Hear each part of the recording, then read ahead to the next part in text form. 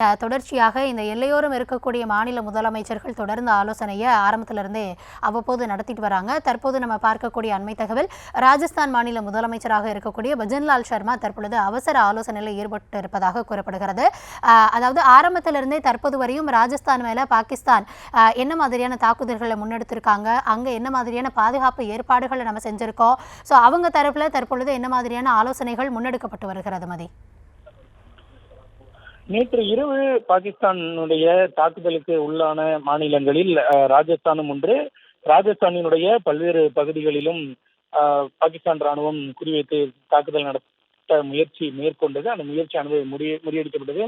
குறிப்பாக ஜெய்சால்மர், ஸ்ரீகங்கா நகர் உள்ளிட்ட பல்வேறு பகுதிகளில் பாகிஸ்தானுடைய ராணுவம் தாக்குதலை நடத்த முயற்சி செய்தது. அது மட்டுமில்லாமல் இந்த பகுதிகளில் எல்லாம் நேற்று இரவு ரெட் அலர்ட் விடுக்கப்பட்டு பாதுகாப்பு நடவடிக்கைகள் மேற்கொள்ளப்பட்டன.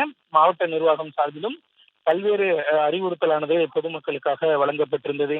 இந்த நிலையில் தற்பொழுது ராஜஸ்தானில் நிலவக்கூடிய சூழல் குறித்து அம்மாநில முதலமைச்சர் பஜன்லால் சர்மா தற்பொழுது உயர்மட்ட ஆலோசனை கூட்டம் ஒன்றை நடத்தியிருக்கிறார்.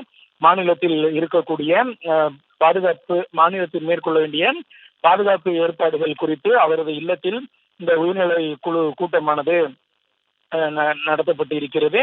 இந்த கூட்டத்தில் பல்வேறு உத்தரவுகளையும் அவர் பிறப்பித்திருக்கிறார். அதாவது எல்லையோர பகுதிகளிலும் மாநிலத்தினுடைய பல பகுதிகளிலும் செய்ய வேண்டிய ஏற்பாடுகள் குறித்து, குறிப்பாக எல்லையோர மாவட்டங்களில் செய்ய வேண்டிய பாதுகாப்பு ஏற்பாடுகள் குறித்து அவர் பல்வேறு உத்தரவுகளை பிறப்பித்திருக்கிறார். எல்லையோர மாவட்டம் மட்டுமில்லாமல் இதர பகுதிகளிலும் உரிய பாதுகாப்பு ஏற்பாடுகளை மேற்கொள்ளுமாறு முதலமைச்சர் பஜன்லால் சர்மா உத்தரவிட்டிருக்கிறார். மேலும் அனைத்து அரசு ஊழியர்களுக்கும் அளிக்கப்பட்ட அந்த விடுமுறையை ரத்து செய்யுமாறும் ராஜஸ்தான் மாநில முதலமைச்சர் உத்தரவு பிறப்பித்திருக்கிறார்.